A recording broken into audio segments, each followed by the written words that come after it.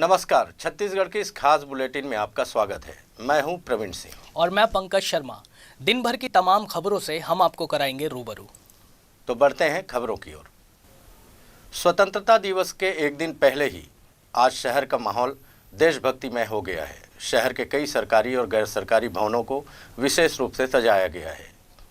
लेकिन आम लोग क्या सोचते हैं स्वतंत्रता दिवस को लेकर, हमारे सहयोगी ने उनसे जानने की कोशिश की।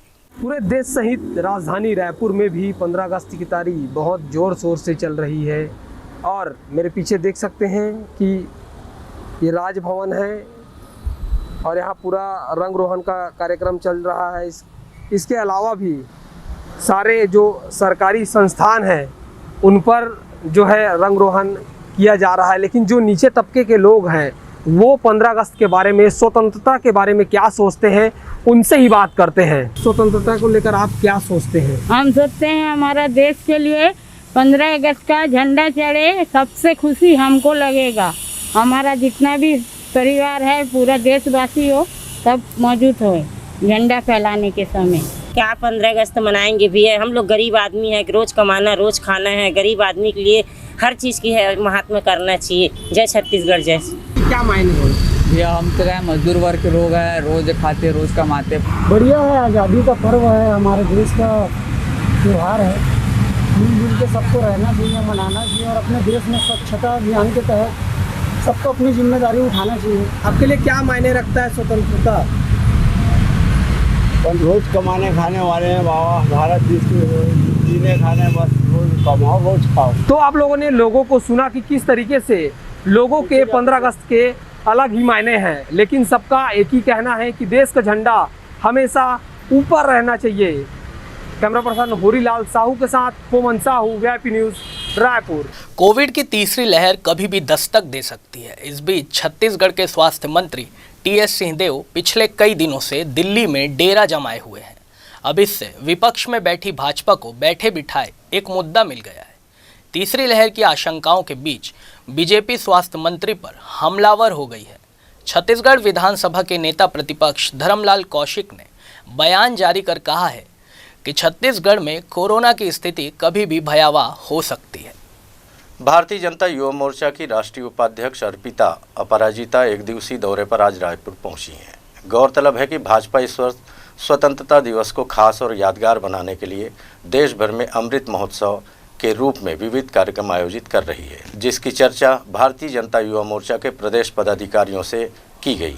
इसके साथ ही छत्तीसगढ़ में राजनीति और युवाओं के रोजगार, शिक्षा संबंधी विषयों पर भी चर्चा उन्होंने की है। देखिए, जैसे कि आज हम सबको पता है कि आज़ादी का अमृत महोत्सव, मतलब हमारी आज़ादी को 75 साल अभी पूरे हो रहे हैं और उस जश्न में हमारे प्रिय प्रधानमंत्री श्री नरेंद्र मोदी जी ने जो आज युवा मोर्चा के हाथ में ये सौंपा है कि हम एक साल तक कैसे ये सेलिब्रेशन जारी रखें, तो ये हमारा पहला दिन है यहाँ पे पावन धरती में छत्तीसगढ़ में। और मैं बहुत ही खुश हूँ कि अमित भाई साहब और उनके यहाँ के जो टीम है वो इतने उत्साहित हैं। और युवा संकल्प यात्रा जो हमारे राष्ट्रीय अध्यक्ष श्री तेजस्वी सूर्या जी ने शुरू किया है, हम पूरे देश में अभी करवा रहे हैं। और अभी ये जो युवा संकल्प यात्रा है, हम लोगों के पास, कॉमन यूथ के पास कैसे पहुंचेंगे उसको लेकर तत्पर है। और आगे किस तरीके 2023 को लेकर क्या कुछ टास्क? अभी तो फिलहाल के लिए हमें 2022 तक ये काम दिया गया है, तो हमें पहले ये आज़ादी का महोत्सव सेलिब्रेट करने दीजिए, फिर बात करेंगे। और देश के विभिन्न जातियों को ओबीसी वर्ग में शामिल कराने का अधिकार देने वाला संशोधन बिल आखिरकार संसद के दोनों सदनों में सर्वसम्मति से पारित हो गया है। इसके बाद छत्तीसगढ़ में ओबीसी को आरक्षण देने के मामले पर चर्चाएं फिर एक बार शुरू हो गई है। भारतीय जनता पार्टी के नेता इसे अहम फैसला बता रहे हैं, तो वहीं कांग्रेसी प्रदेश में इससे बेहतर व्यवस्थाएं होने की बात कहते नजर आ रहे हैं। ओबीसी बिल के संसद में पारित होने के बाद प्रदेश के कृषि मंत्री रविंद्र चौबे का बयान सामने आया है। उन्होंने इसे छत्तीसगढ़ के परिप्रेक्ष्य में भिन्न बताया है और कहा है कि ओबीसी आरक्षण के लिए केंद्र में अभी प्रस्ताव पारित हुआ है, लेकिन हम उससे कई कदम आगे जा चुके हैं। उन्होंने बताया कि हमारे यहाँ हमने कानून भी बना लिया है। उन्होंने बताया कि पार्लियामेंट में जो बिल पास हुआ है उसका कोई असर छत्तीसगढ़ में नहीं है। छत्तीसगढ़ की अपनी खुद की तैयारी केंद्र सरकार से बहुत पहले से कर ली है। छत्तीसगढ़ के परिप्रेक्ष्य में ये मामला थोड़ा भिन्न है। ओबीसी आरक्षण के लिए छत्तीसगढ़ में हम अभी जो केंद्र में प्रस्ताव पारित हुआ है उससे कई कदम आगे जा चुके हैं। हमारे यहाँ हमने कानून भी बना लिया है और हेड काउंट के लिए हम समिति बना करके उस कार्य को जारी किए हुए हैं। इसलिए जो पार्लियामेंट में जो बिल पास हुआ उसका कोई असर छत्तीसगढ़ में नहीं है। छत्तीसगढ़ सरकार की अपनी खुद की तैयारी केंद्र सरकार से बहुत पहले से है। वहीं नेता प्रतिपक्ष धर्मलाल कौशिक ने ओबीसी बिल को समाज उत्थान के लिए एक महत्वपूर्ण फैसला बताया है। उन्होंने कहा कि प्रधानमंत्री नरेंद्र मोदी ने जो पहल की है वो देश हित में है। इससे पूर्व में भी समाज के हित में प्रधानमंत्री मोदी ने अनुकरणीय फैसला लिया है। ये फैसला समाज के सर्व विकास के लिए मील का पत्थर साबित होगा। नेता प्रतिपक्ष कौशिक ने प्रधानमंत्री मोदी का आभार माना है। मैं इसके लिए प्रधानमंत्री जी को बधाई देना चाहता हूं, धन्यवाद देना चाहता हूं कि जो हमारे ओबीसी आयोग है, संवैधानिक दर्जा उनके द्वारा दिया गया।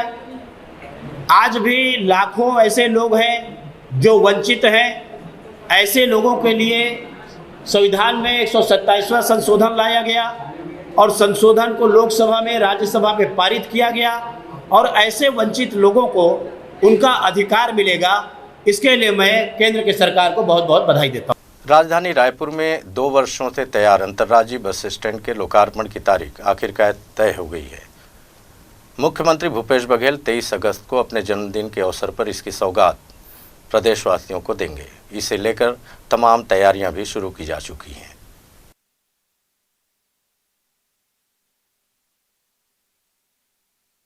प्रसिद्ध नाट्य निर्देशक योग मिश्र को संस्कृति विभाग के एक अधिकारी ने पिछले दिनों अपमानित किया था और आपत्तिजनक टिप्पणी कर उन्हें आहत किया था।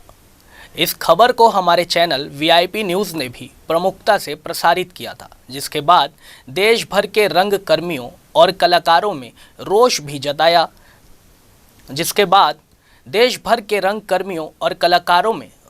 जताया था। राजधानी रायपुर में भी इसे लेकर प्रदर्शन किया गया और दोषी अधिकारी को पद से हटाने की मांग की गई। संस्कृति विभाग की कार्य प्रणाली, रवैये और रंग कर्मियों के साथ अभद्र टिप्पणी को लेकर आज छत्तीसगढ़ की कला संस्कृति से जुड़े सभी कलाकार प्रेस क्लब में एकत्रित होकर संस्कृति विभाग के अधिकारी विवेक आचार्य के खिलाफ मोर्चा खोला। साथ ही लामबंद होकर अधिकारी विवेक आचार्य को पद से हटाने की मांग की।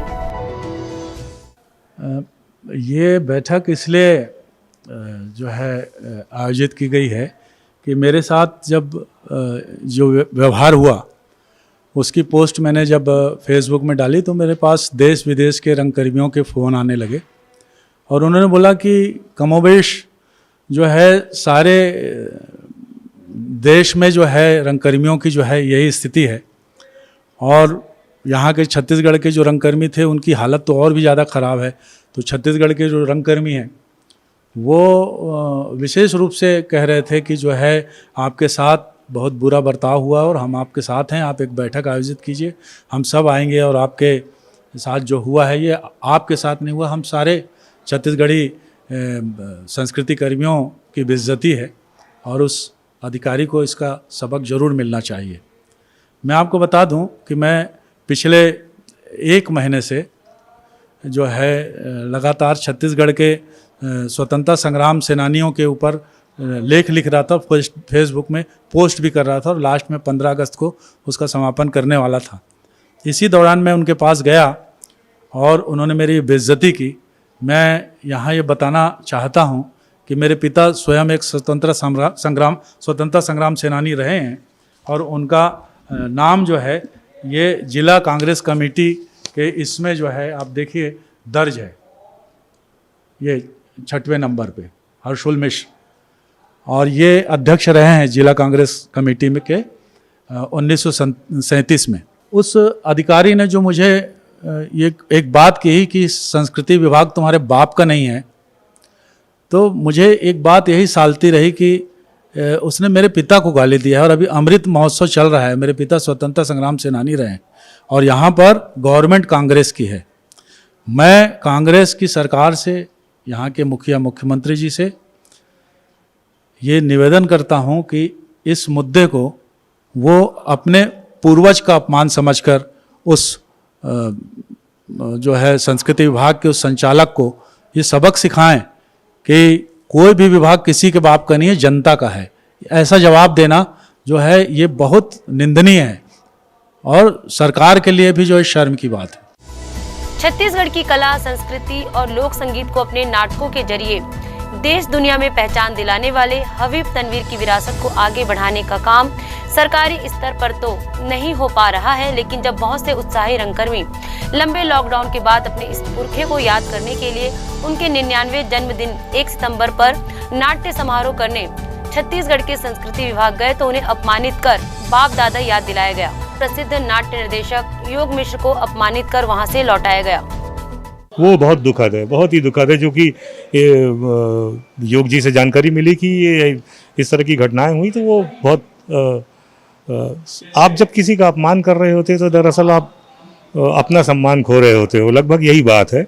तो ये दुखद है, अगर ये घटना घटी है इस तरह की जो जैसी कि जानकारी योग जी के द्वारा मिल रही, तो ये बहुत खराब है, दुखद है, मैं इसकी निंदा करता हूँ। नहीं, इसके लिए अभी आज सब सारे कलाकार इकट्ठे हुए हैं, यहाँ बातचीत कर रहे हैं, आपस में राय विमर्श करके जो भी चीज़ें, जो भी सामूहिक रूप से सभी के सामंजस्य से, समन्वय से और सहमति से जो चीज़ें तय की जाएंगी, उसके हिसाब से कलाकार जो है आगे बढ़ेंगे और अपने काम को लेकर अपनी जो मांग है उसकी पूर्ति के लिए जो भी प्रयास होगा वो कलाकार करने में पीछे नहीं हटेंगे।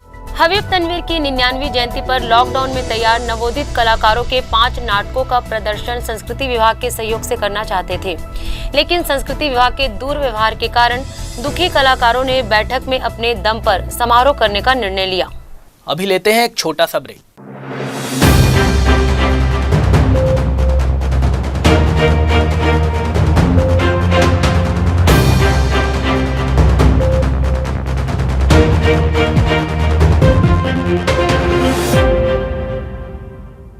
VIP न्यूज़ जो चैनल अभी लॉन्च किए हैं, मैं उन सभी उनके संचालक गण और जितने भी उनके स्टाफ है सबको मैं बहुत बहुत शुभकामनाएं और बधाई देना चाहती हूं कि वो देश विदेश, अपने प्रदेश, गांव, घर सभी के समस्याओं को पूरे प्रदेश में रखें और उनकी समाधान हो और इनका चैनल बहुत बढ़िया आगे बढ़े। इन्हीं शुभकामना मैं देती हूँ।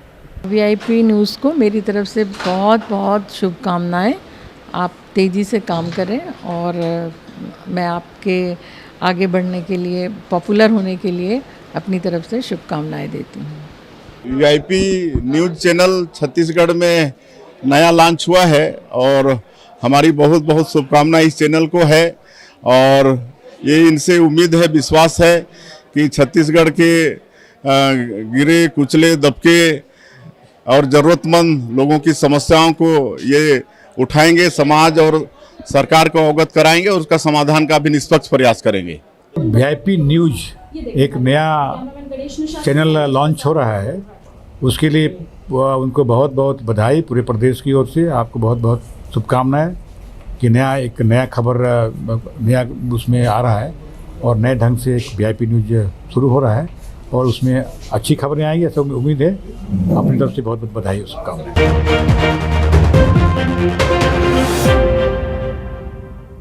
ब्रेक के बाद एक बार फिर आपका स्वागत है। स्वतंत्रता दिवस को लेकर सुरक्षा के मद्देनजर पुलिस ने अपनी तैयारी पूरी कर ली है। रायपुर के पुलिस परेड ग्राउंड में होने वाले मुख्य समारोह स्थल के आसपास करीब 500 का बल सुरक्षा में तैनात रहेगा।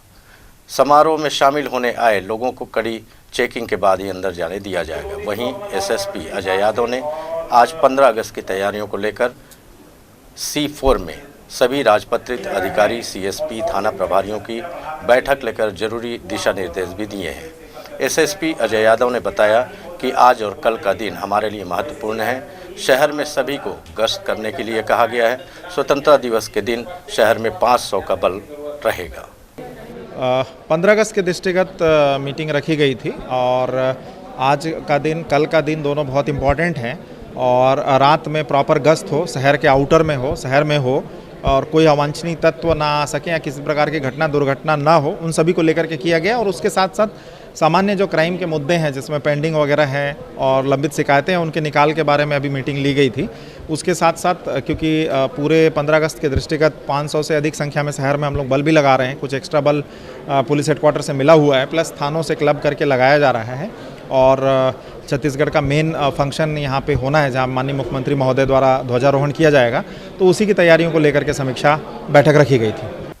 इधर बालोद जिले के पर्यावरण प्रेमियों की एक अनोखी पहल सामने आई है, जिसमें पर्यावरण प्रेमियों ने देहान तरौद जंगल बचाओ अभियान के तहत शासन प्रशासन को जगाने के लिए सद्बुद्धि महायज्ञ किया। तो वहीं अब शासन के अलावा भगवान को चिट्ठी लिखकर भी इस जंगल को बचाने का निवेदन कर रहे हैं। इस पूरे मामले में पर्यावरण प्रेमियों की माने तो देहान से तरौद तक बनाए जा रहे बाईपास सड़क निर्माण में सरकारी आंकड़ों के अनुसार लगभग 2900 पेड़ हटाने का आदेश जारी किया गया है, लेकिन इसकी जद में 20,000 से ज़्यादा ऐसे पौधे हैं जिनकी गिनती प्रशासन ने भी अब तक नहीं की है। और इस सड़क निर्माण में ये सारे पेड़ों के साथ हजारों पौधे भी काट दिए जाएंगे, जिसे रोकने पहले ही रक्षाबंधन बांधकर फिर पेड़ों पर भगवान का फोटो चस्पा कर शासन प्रशासन को जगाने का प्रयास किया जा चुका है। कहते हैं भैया कि इस संसार में कि सावन मास में जो अकाल मृत्यु में पड़ा हो, मनुष्य रोग या दोष में पड़ा हो, कि जो उनकी सांसें अंतिम चल रही हो, तो उस समय महामृत्यु का जाप से अनुष्ठान किया जाता है, जिससे उस मनुष्य को भगवान भोलेनाथ की कृपा से उसे नया जीवन मिलता है। आज सावन मास के अमावस्या की तिथि में दिन रविवार को आज हम नया ऐसा हवन किए हैं। कहते हैं कि यहाँ पर नाना प्रकार वृक्ष पेड़ पौधे लगाए हुए हैं। सरकार इसमें पेड़ पौधा को काटने के लिए जो कार्य किए हैं कर रहे हैं, उसको हम रोकने के लिए हम भगवान से यही विनती करते हैं कि हे भगवान, यहाँ के वृक्ष बचे, पेड़ पौधा बच जाए, जिससे हम सभी मनुष्य को ऑक्सीजन प्रदान करते हैं। यही निवेदन करते हैं भगवान कि वृक्ष लगाएं, जिससे हमें ऑक्सीजन का प्रदान हो, न ही वृक्ष हरे भरे चीज़ को ना काटावे, जिससे मनुष्य का नुकसान है और नाना प्रकार जीव जंतुओं का नुकसान है। प्रभु, आज मैं पत्र जो स्वीकार किया हूँ, भगवान से जरूर निवेदन करूँगा, हे नाथ, जो आज हमने अनुष्ठान किए हैं उसको सफलता प्रदान करें। और हमें विश्वास है सावन मास के में भगवान भोलेनाथ सबके मनोकामना को सुनते हैं, जरूर हमारा अनुष्ठान सफलता होगा। कोरोना की वजह से बंद पड़े स्कूलों को खोलने के लिए सरकार ने 2 अगस्त से आदेश जारी कर दिया है। सरकारी स्कूलों में पढ़ने वाले बच्चे अभी भी पढ़ाई के लिए तरस रहे हैं। कक्षाओं में गुरुजी का अता पता नहीं है। पढ़ाई न होने के कारण बच्चों की संख्या भी लगातार घटती जा रही है। एक ऐसा ही मामला जशपुर जिले के बगीचा विकासखंड में देखने को मिला है। बगीचा विकासखंड के शासकीय बालकपुर माध्यमिक शाला बगीचा में 76 बच्चे पढ़ते हैं और इन्हें पढ़ाने के लिए सरकार ने 3 शिक्षक भी नियुक्त किए हैं, लेकिन 76 बच्चों को पढ़ाने के लिए वर्तमान में सिर्फ 1 शिक्षक ही आ रहे हैं। जी 2 तारीख को स्कूल खुल गया है, लेकिन बच्चे कम आ रहे हैं। उसका कारण है अधिकतर बच्चे हॉस्टलर बच्चे हैं और हॉस्टल नहीं खुलने की वजह से बच्चे नहीं आ रहे हैं। और यहाँ वर्तमान में स्टाफ की भी कमी है। हमारे जो एचएम हैं वो 2008 से ही मंडल संयोजक के पद पर पदस्थ हैं और हम लोग एक सर और मैं 2 टीचर थे यहाँ, लेकिन उनका भी अभी वर्तमान में शैक्षिक समन्वयक के पद पर पदस्थापना हो गया है और अभी वर्तमान में मैं एकल शिक्षक हूँ। और हमारे स्कूल में अभी 76 दर्ज संख्या है, जिसमें कक्षा 8वीं में 34 बच्चे हैं। 34 में से लगभग 12-15 बच्चे आ रहे हैं। इसको बीओ साहब को अवगत करा दिया गया है, उनको आवेदन दिया गया है। जी बगीचा प्रॉपर में क्या है, प्रतिदिन 1 या 2 कोरोना पॉजिटिव केस आ रहे हैं, इसलिए यहाँ के बच्चों को, क्योंकि अगल बगल के सारे गार्जियन हैं, इसलिए यहाँ के बच्चों को अभी स्कूल आने से मना। इसी की वजह से स्टाफ की कमी तो पूरे ब्लॉक में है, ऐसा नहीं है। स्टाफ की 2 स्टाफ यहाँ है, 2 स्टाफ से काम चल जाएगा। तो वहाँ से तो 3 थे, 3 थे तो एक मंडल संयोजक के पद पे अटेस्ट कर दिया गया है। तो सर वो खाली कब तक होगा?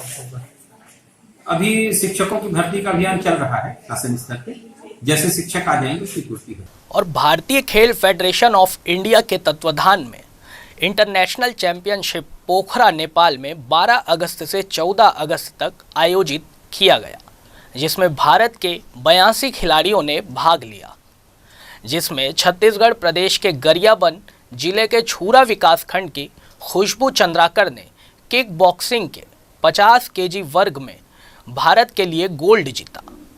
छूरा के संतोषी पारा में रहने वाले मनोज चंद्राकर की पुत्री है खुशबू चंद्राकर। मुख्यमंत्री भूपेश बघेल की अपेक्षाओं के अनुरूप प्रदेश में उच्च शिक्षा के विकास हेतु राज्य योजना आयोग द्वारा अजय सिंह के नेतृत्व में गठित टास्क फोर्स की बैठक आज योजना भवन नया रायपुर में हुई। टास्क फोर्स की बैठक में डॉक्टर के सुब्रमण्यम, सदस्य राज्य योजना आयोग, टास्क फोर्स के सदस्य और गुजरात विधि विश्वविद्यालय के कुलपति शांता कुमार, प्रदेश के विश्वविद्यालयों के कुलपतिगण प्रोफेसर एस के पाटिल समेत अन्य महत्वपूर्ण व्यक्ति मौजूद रहे। छत्तीसगढ़ के कैबिनेट मंत्री डॉक्टर प्रेमसाय सिंह टेकाम अपने विधानसभा क्षेत्र के वाड्रफ नगर दौरे पर रहे। इस दौरान उन्होंने नगर पंचायत वाड्रफ नगर में कई कार्यों का शिलान्यास करते हुए 1 करोड़ 14 लाख रुपए की सौगातें दी। वहीं नगर पंचायत क्षेत्र में बरसों से फायर ब्रिगेड की मांग को लेकर उन्होंने कहा कि उसकी स्वीकृति भी प्रदान कर दी गई है। जल्द ही वाड्रफ नगर को फायर ब्रिगेड की भी सुविधा मिल जाएगी।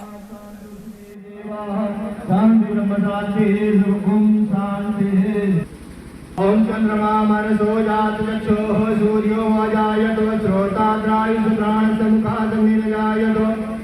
और आज यहाँ पर नगर पंचायत वाड्रफ नगर में लगभग 1 करोड़ 14 लाख की विभिन्न निर्माण कामों की मिली है। काफी लोगों ने जल्दी ये काम किया तो यहाँ नगर पंचायत की यहाँ आवश्यकता है फायर ब्रिगेड की, तो जल्द ही आपको एक फायर ब्रिगेड यहाँ मिलेगा। स्वतंत्रता दिवस के मद्देनजर राजधानी रायपुर पुलिस हाई अलर्ट पर है। कोई अप्रिय घटना न हो, इसके लिए शहर के airport, railway station, bus stand समेत कई इलाकों में पुलिस द्वारा चेकिंग कर संदिग्ध लोगों से पूछताछ की जा रही है। इसके अलावा जीआरपी, आरपीएफ, बीडीएस और डॉग स्क्वाड की टीम भी बाहरी राज्यों से आ रहे यात्रियों की तलाशी ले रही है।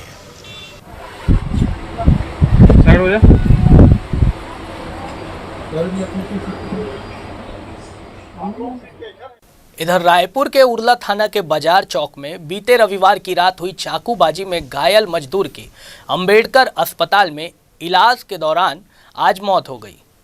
चाकूबाजी की घटना में बालोद निवासी 22 वर्षीय होमन लाल चिराग के कमर और सर पर गंभीर चोटें आई थी, जिसके बाद उसे अस्पताल में भर्ती कराया गया था।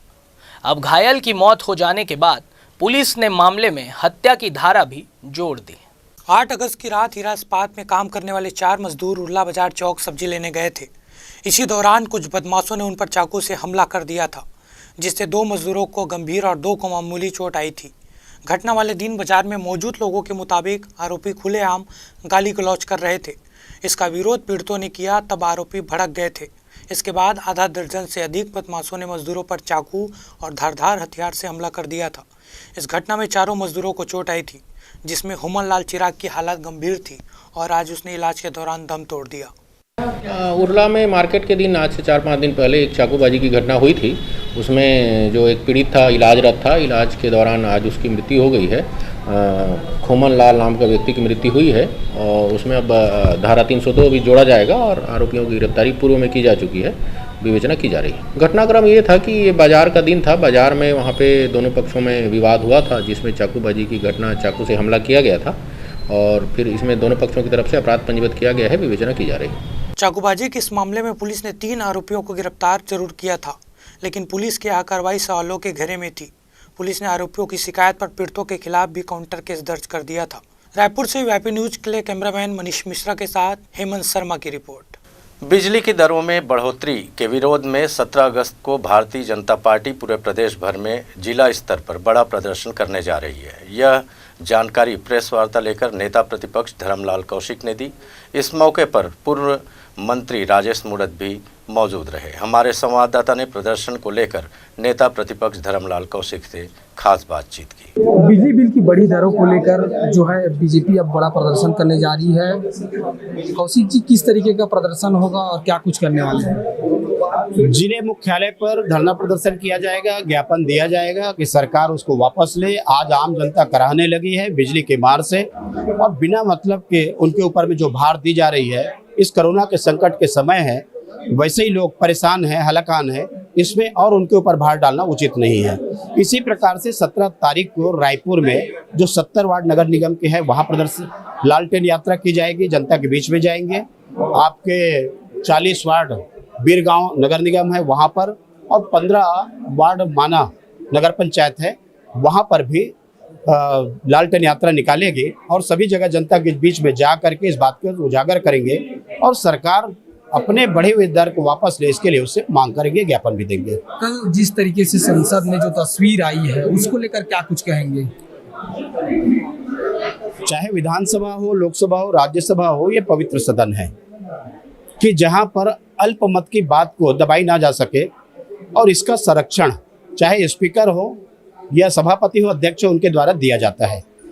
लेकिन इसका ये मतलब नहीं है कि आप जाकर के वहां पर तोड़ फोड़ करें, मारपीट करें। विरोध प्रदर्शन करने का तरीका है डिबेट में आप भाग लें, उसका विरोध करें। विरोध करने के बाद भी यदि बहुत होता है तो लॉबी में जाना चाहिए, जाकर के प्रदर्शन करें और उसके बाद में वॉकआउट करते हैं। लेकिन जिस प्रकार से गुंडागर्दी का तस्वीर जो सामने दिखाई दे रहा है, मैं समझता हूँ इस लोकतंत्र को कलंकित करने वाला है। तो आप देख सकते हैं जो नेता प्रतिपक्ष है धर्मलाल कौशिक, उनका साफ तौर पर कहना है कि जो जिस तरीके से कल संसद में तस्वीर आई है वो गुंडागर्दी की है। साथ ही बिजली की दरों में जो बढ़ोतरी हुई है उसको लेकर 17 तारीख को बीजेपी पूरे प्रदेश भर में बड़ा प्रदर्शन करने जा रही है। कैमरा पर्सन होरीलाल साहू के साथ कोमन साहू, वीआईपी न्यूज़, रायपुर। कांग्रेस संचार विभाग के अध्यक्ष शैलेश नितिन त्रिवेदी ने कहा है कि प्रदेश में उनकी पार्टी की सरकार ने हर उस काम को पूरा किया जिसका चुनाव के पहले वादा जनता से किया गया था। त्रिवेदी ने यह भी कहा कि बीजेपी नेताओं के आरोप बेबुनियाद हैं। 2018 में कांग्रेस ने जो वादे किए थे उन्हें कांग्रेस ने समय पर पूरा करने की दिशा में लगातार काम किया है। किसानों की कृषि ऋण माफी हमने तत्काल सरकार के शपथ लेते ही पूरा करके दिखाई है। हमारे घोषणा पत्र में युवाओं के लिए स्पष्ट रूप से कहा गया था कि सामुदायिक विकास और समाज सेवी गतिविधियों में भाग लेने पर युवाओं को राशि दी जाएगी। जो समाज सेवी और सामुदायिक विकास की गतिविधियां युवाओं के द्वारा काम कर रहे स्वयंसेवी संगठनों के द्वारा चलाई जा रही हैं, उसमें इस घोषणा को पूरा किया भी जा रहा है। दरअसल भारतीय जनता पार्टी एक झूठ को 100 बार और 1000 बार बोलकर सच बनाने की राजनीति करती है। भारतीय जनता पार्टी का झूठ 15 साल तक प्रदेश के लोगों ने बखूबी देखा है, समझा है, जाना है। 5 हार्स पावर पंप की मुफ्त बिजली, 270 रुपया बोनस, 300 रुपया बोनस 5 साल तक, 2100 रुपए समर्थन मूल्य, हर आदिवासी परिवार को 10 लीटर दूध देने वाली जर्सी गाय, हर आदिवासी परिवार से एक व्यक्ति को नौकरी। कोई भी वादा तो भाजपा ने नहीं निभाया। वादा निभाने वाली और काम करने वाली कांग्रेस की भूपेश बघेल सरकार पर कोई आरोप लगाने का अधिकार भाजपा को नहीं है। इस बुलेटिन में फिलहाल इतना ही। हमें दीजिए इजाजत। नमस्कार।